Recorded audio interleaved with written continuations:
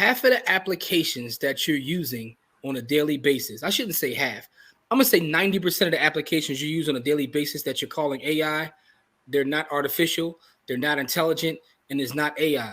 It's amazing tech. Take advantage of the tech that you're using, but understand that it's not artificially intelligent. You know what I mean? It's just a bunch of marketing.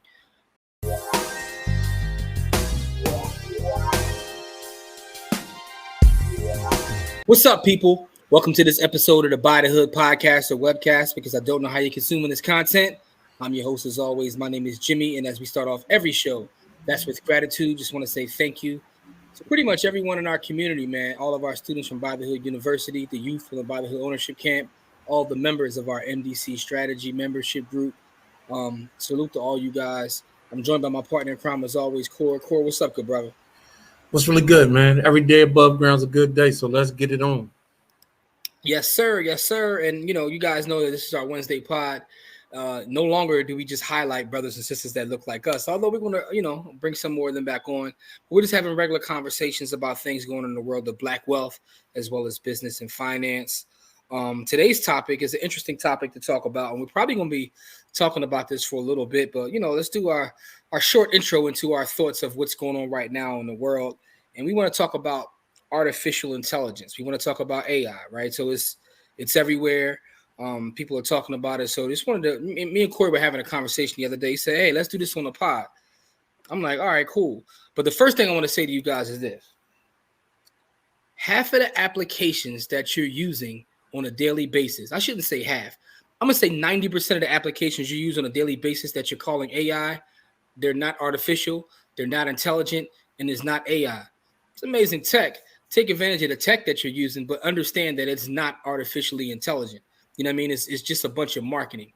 Now, I'm going to start with that, though, Core, and lay that as the framework for my thoughts about how I feel about what's going on in the current world of artificial intelligence. And, I'm going to pass the floor to you, so to speak, the digital floor to you. But I just want to say that starting last year, I think it was like November, when we started playing around with ChatGPT, but actually we're playing around with Dolly before that. And then coming into 2023, it just got, more and more hype. And at this point, every day, whether it's on social media, somebody in my inbox, hey, look at this new AI tool, this new AI tool, this new AI tool. And it got to be funny where I could do nothing but laugh at it. Like I just said, most of the stuff's not AI, but it's still technology that can be used if you could find a use case for it. The key is to find a way to use the technology and embrace it. I'm going to give a little bit more of my thoughts, but I want to get your overall thoughts in terms of where we are right now and, exposure to it. Because I do remember a couple weeks ago, maybe a couple months ago at this point, when we were having a conversation with our MDC brothers, and we were like, Core, no, you got to use this to kind of like, make things go faster. But It wasn't about it being AI. We were just talking about efficiency. Oh, but give us your perspective. It does make you more efficient. If you know what to do and how to manipulate the artificial learning, then you can save yourself tons of time. It's there to enhance what you're doing and not to replace it, because if it can replace you, it will. So what's going to happen is it's not AI or artificial learning or artificial whatever you want to call it that's replacing people. What it is people becoming more efficient and then replacing you. And so that's what I think it is. It's like people become they can get so much more done, so much more efficiently, that it's other people replacing you. It's not really the technology replacing you. It's people getting better at using the technology that are replacing you. So that's my thoughts on it. So that's an interesting point, because one of the things that people are worried about is, am I going to lose my job? Is this going to happen? This is why it's important for our community to really understand the idea of acquiring skills, right? Because what you said is key.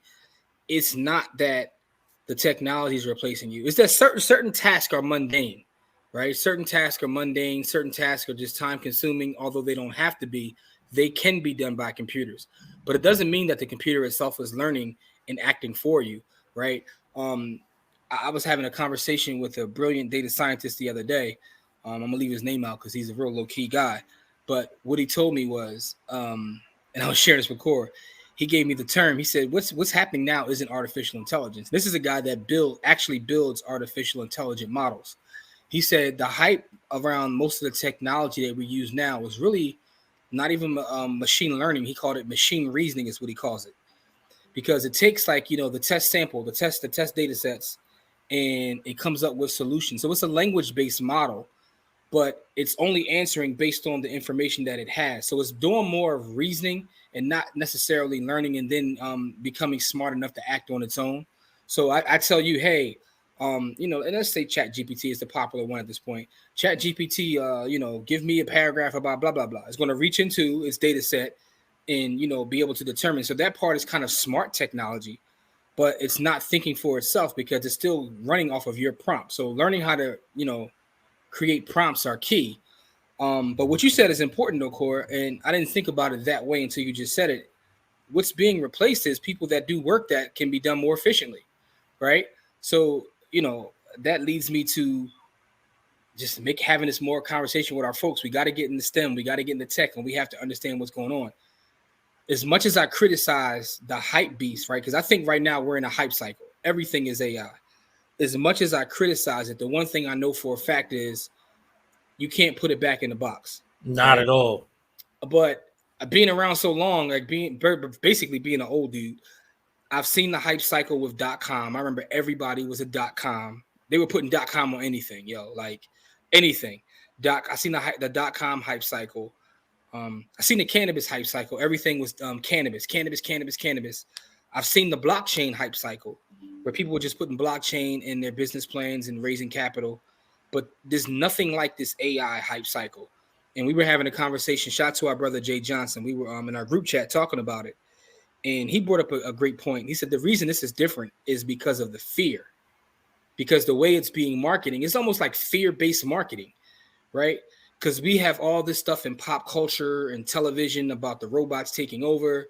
We got the iRobot. We got all these things. So when people hear the term, that's where their brain automatically goes to. So this kind of marketing is different than all of the other hype cycles we're in. But when you actually do a little bit of digging and you read, you see that people are raising more capital by changing their current business plan and just implementing the word AI in what they do. And it's kind of crazy, right? I mean, that's what happened when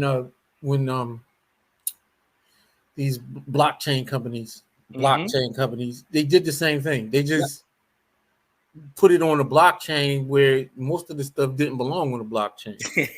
Great point. They just was, you know what I mean? Yeah, they was taking their company was a couple Excel spreadsheets and they called it blockchain and they got some money. Yeah, they raised millions and billions of dollars. That's a great point. But let me make let me take that analogy a little bit further. Great point, because this is the conversation. I know Corey, I know you're watching the Sixers game, bro.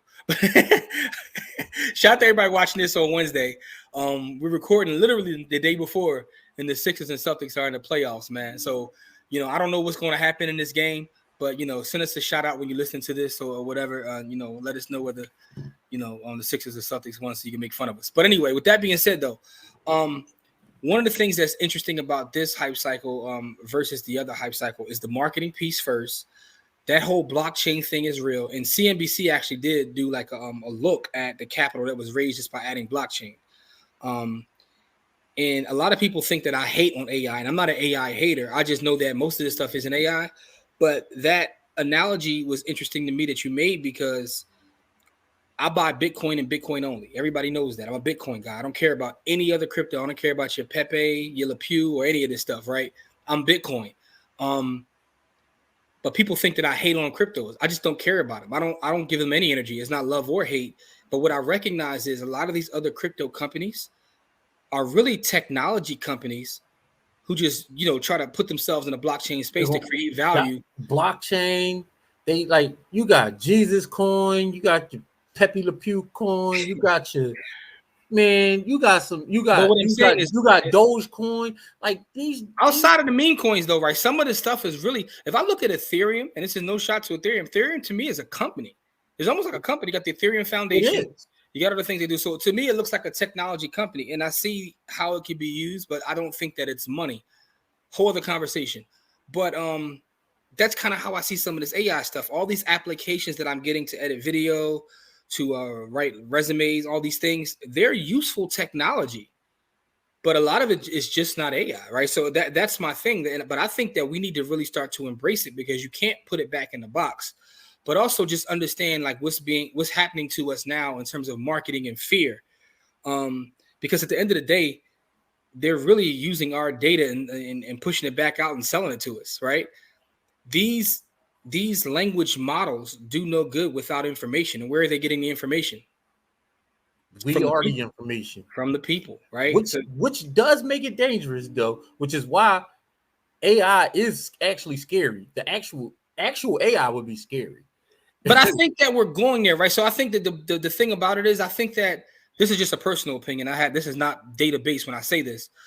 I think before Chat GPT, a lot of us didn't recognize some of what could be done with technology, right? We go to Google traditionally and we put a word in and we get an answer. We never think about what's actually happening for them to have that Yeah, much Google data. was machine learning Yeah, but no one thinks about it that 12, way 15 years ago, because it wasn't marketed to us that way, and that's the difference, right? But we don't think about it that way. But which now, is why ChatGPT is a direct competitor. yeah, but again, it is, but it is all right, because Bing is still terrible, yo. I was telling you the other day, I was like, yo, I got the Bing chatbot just because you can get GPT-4 in the Bing chatbot. It's still so terrible because it's trying to use a language model to answer search questions, and it's still like it's not there It's yet. wonky. But I think that this is opened up. And by the way, Google has their conference tomorrow. Their annual conference they have, and I know it's going to be a lot of talk about what they're doing with Bard and all that. So I'm looking forward to that too. This episode will be out by then. But it reminds me of the conversation we often have about capitalism, right? We say that we have capitalism in this country, and we really don't. What we really have is corporatism, right? It's not true capitalism, because if it's true capitalism, Feudalism, capitalism, but I mean feudalism, corporatism, lots of isms, but the yeah, one we don't have is capitalism. Sparkmatism. Yeah, we got Sparkmatism. We got all those things, right? But if we had true capitalism, things would be allowed to fail, right?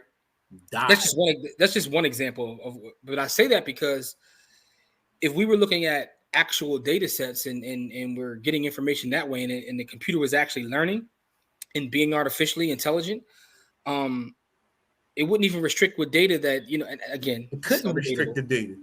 But I was reading an article. I think it was either the New York Times. I think it's the New York Times, but don't misquote me on this. But it was talking about how there were folks in Kenya that Chat GPT and Microsoft was paying like next to nothing to sort through a bunch of data to get rid of all the filth before it puts it in its test set. So, the internet is full of all kinds of craziness. For sure. So it was taking out like a lot of the stuff that's deemed inappropriate, like sexual or just like too violent, and not putting that as part of the data set. So it's like at this point, So and it's the the article was data trying to is cook them too, the though. data is actually corrupted by that though. This is where I'm headed to. And it was saying that, first of all, it was trying to really play him. It was saying it was paying him like less than $3, like $2 an hour to sit around and do this all day long. All they're doing is churning out and looking. And I was sitting there thinking, like, what kind of mental things are they going to be dealing with? Where you're sitting there all day and you're watching people blow their heads off and It's trauma baby all porn. Oh day. yeah, you go through all the trauma of the internet to make sure it doesn't go into the test set. I'm like, what are you going to be dealing with? But that's a whole other pod. But I was sitting there thinking, like, not that you shouldn't clean your data, because cleaning data is a part of data analysis, right? So that's not what I'm saying. But what I'm saying is, when you go, because everybody True has. machine learning, true AI doesn't have a restricted data set though, because you have to include all the data for it to be true machine learning and Now true AI. I've seen that debated too, right? And again, I don't fall on one way or the other. And the debate that I saw two data scientists having about that specific point is, how do we know what true AI is, right? Do we even know? Because sometimes you have to sanitize data, but the sanitization of that data is generally based upon what specific thing you're dealing with, right? All right, to give you an example, um, on a day-to-day basis, I work in real estate data science. So when I'm looking at valuing a property, right, based upon my real estate knowledge, I know that this sale is not reflective of the market, right? That comes from, that's comes from education. So I pull it out, right? So I'm you still have to sanitize your data, is what I'm saying. But we don't know what true AI is. Is true AI just dumping everything in and letting the machine figure it out? Or is it sanitizing your data to a certain extent? I've seen the debate both ways in the data science world. But the one thing I will say is some of these, let me give you an example, right? And I told you this is the funniest one to me, like, since this whole hype cycle began, which was Spotify. And this is the by far the funniest one. I got an email from Spotify and it was saying that use our new artificial intelligence on Spotify and it can make a playlist for you. And I'm sitting there thinking like, What was you doing before that? yeah, well, That would be that's my instant question. So what were you doing before yeah. that? So that's kind of what I was like. Hold up, y'all been making me playlists for a lot of years at this point. What were you Now, using? now, all of a sudden, you got AI models making playlists. No, you already doing this, like, And I was joking with Jay. I was like, You just gave it a new name. yeah, I was joking with Jay. I was like, yo, I'm about to rebrand myself and just say I do AI with everything I do, like, I mean, you really do. It's just not. to a certain extent. So machine learning. All right, so I don't want to dig too deep into it, right? Because there's different types of models, and some of them are like off of the branch of AI, right? Whether we're talking about a gradient boosting model, whether we're talking about a language model, all these things are different branches. But true artificial intelligence is, all right. This is a dumb analogy, but just bear with me for a second. If I have a dog, right, and I come home and I constantly go to the same cabinet, get my dog food, feed my dog, right? And eventually my dog understands that I'm doing this. So when I get up to go to that cabinet, he goes and waits for his food, right? That's the dog just paying attention, using reasoning and understanding that, hey, when he goes here, it's time for me to eat. Versus the dog getting up himself, going to the cabinet, grabbing his food and pouring his own food out and busting his own grub. Because now he's like, it was 6 o'clock. I gotta go eat. That's the dog being artificially intelligent. He's thinking for himself. He's going to handle things himself. He's not using cues and just information to regurgitate things back. So he's actually thinking for himself. Hope that made a little bit of sense, Corey. I know it's kind of wild. No, that made sense. Like, I mean, if your dog could, they probably would. Like, but that's the thing, right? So think about like in pop culture. Think about the Will Smith movie I, Robot. Right? Everything was cool when they had this code that they all stood by. Once they started thinking for themselves, that's when they started to take over, right? That's artificial intelligence, when these robots and these computer systems start to think for themselves. Now, one of the things I heard Elon Musk talk about is that's quite possible. When you continuously feed it data, who is the person to stop it? Like, these things don't have souls. So it's not that it's impossible to get there. We're nowhere near there now. But I think that right now, people are using the fear mongering and marketing to make a bunch of money. But I think it also makes us aware of where we're going. And to kind of like, wrap this conversation and bring it back together, what I want for our folks to do is embrace the technology, right? Because I see a lot of us fighting against it. I ain't doing that. I ain't touching that. But once the cat is out the bag, like, it ain't going back. It ain't going back in. Yeah, it's not going back. It's not going back. But also be aware that a lot of this is fear marketing. And if you always have skills, the thing about having skills is your skills can always translate to something, right? I'm sitting there thinking about what are the new jobs going to be in the future. Yeah, there are going to be people that specialize. How do you train our people to get on the front end and not get kicked in the back and be on the back end? Yeah, you know what I mean? Like that's really what it is, right? Because I don't have nothing against the rest of humanity, but what I do have is love for the part of humanity that looks like me. No, that's our work. Our work is based on that.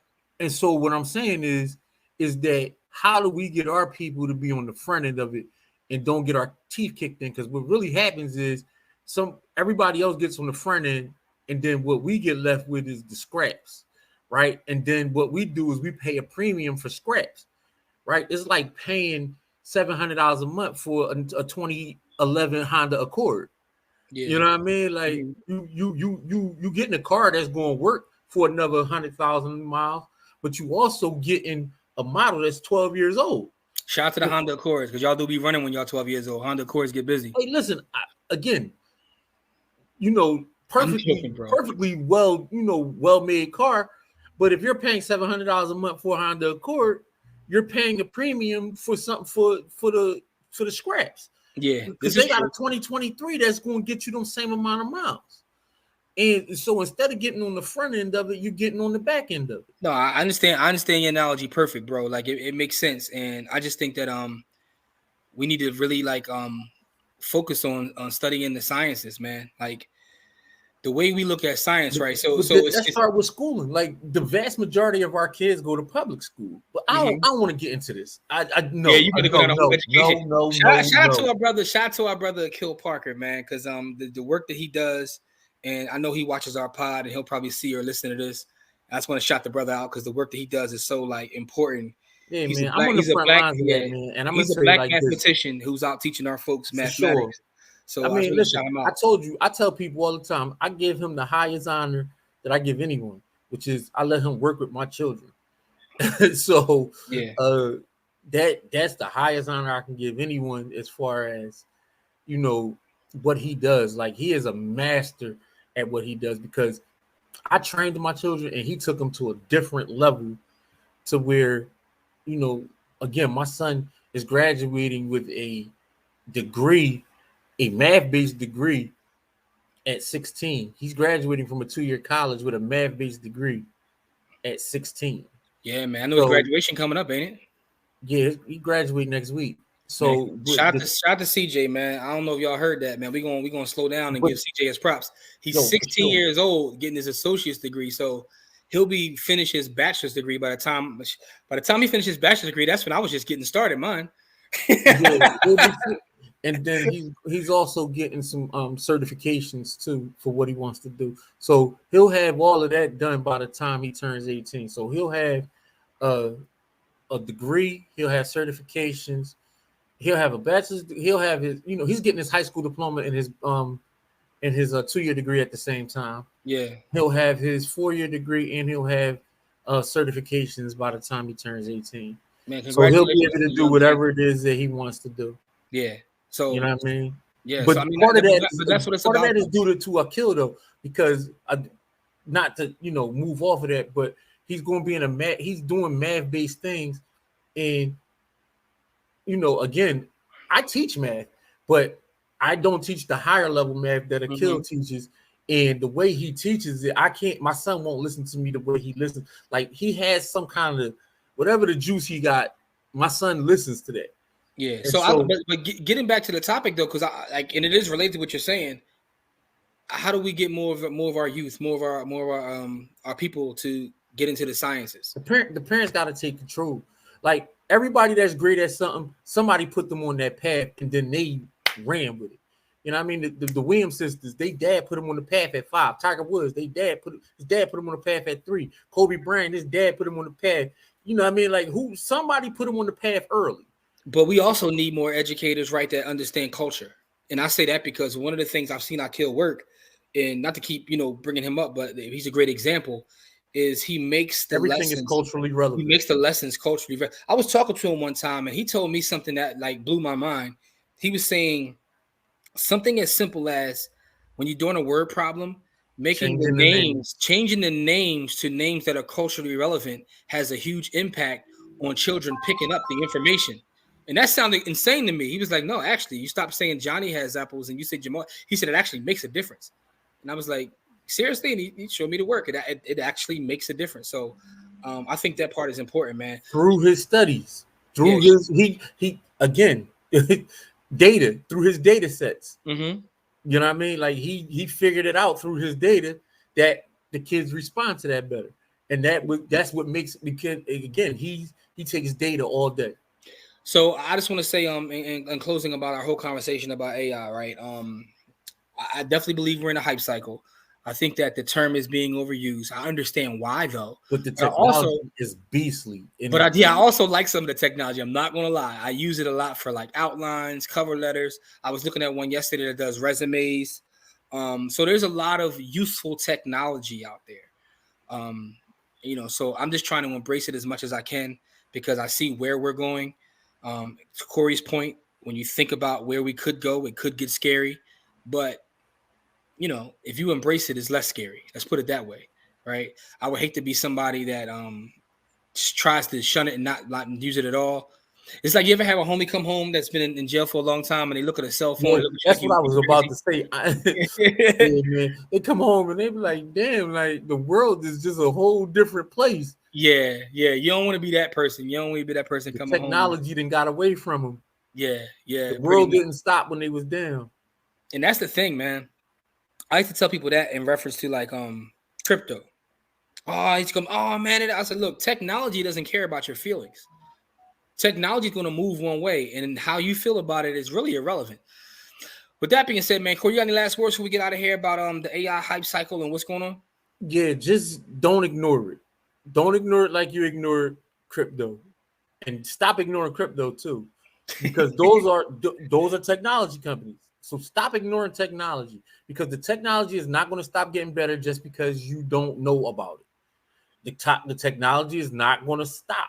You have to. It's like not knowing how to count. Mm-hmm. Like literally, it's like not knowing how to count. Yo, aging myself again. When I first got into the real estate game, I was a teenager, right? And I went into a real estate office. I had got my license and I'm working.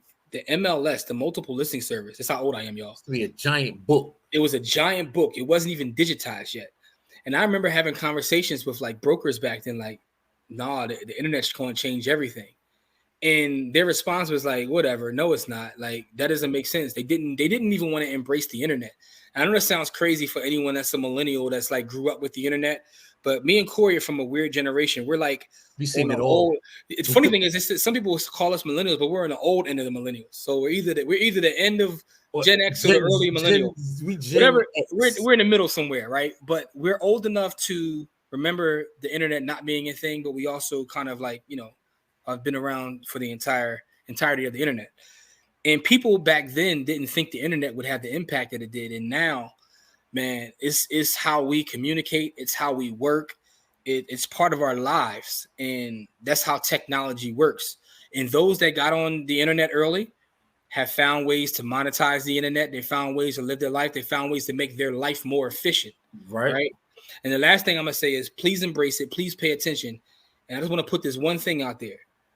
When they start putting these language models on your Alexa and That's your gonna other be spooky. your other thing, I don't want to say it too loud because I got them all around the house. Because Yeah. when they start putting those things on there, imagine that, right? Imagine being able to say out loud, like, "Hey, whatever your device is, um, write me an outline and send it to my phone." Like that's all you have to do is walk around your house and talk. That's where we're on our That's way to. coming, and that's not far off. That's not far at all. That's not far. All of these companies already have their devices in your house. That's what I find interesting. So again, don't be afraid. As Aaron Hall would say, don't be afraid. But at the same time, just understand what it is that you're using. Understand that you're being marketed to with fear being used, and embrace it, man. So that's all I gotta say, man.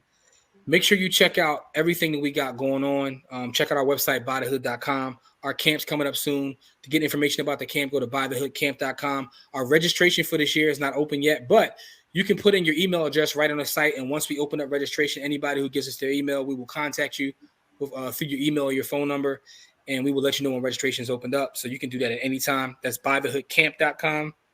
That's for the youth. And one of the things we're going to be talking about this year in camp is we have a whole section dedicated to data. We're probably going to put a little bit of this, machine learning in there. So Yep. we're adding that to the mix. We're definitely adding that. We're Because not again, letting our youngsters be on the back end. so just to before we close out, we teach the youngsters about budgeting. We teach them about the stock market, cryptocurrency, real estate, data science, now artificial intelligence. Data What else? sets, What else do we teach them about? Branding. Right? So branding. all Yeah, these man. things are a part of what the kids learn in our camp in the summer. So that's buythehoodcamp.com for more information about that. But listen, as we always say, it's not about how much money you make, it's about how much you keep. Game elevates, and we'll see you guys on our next episode. Peace.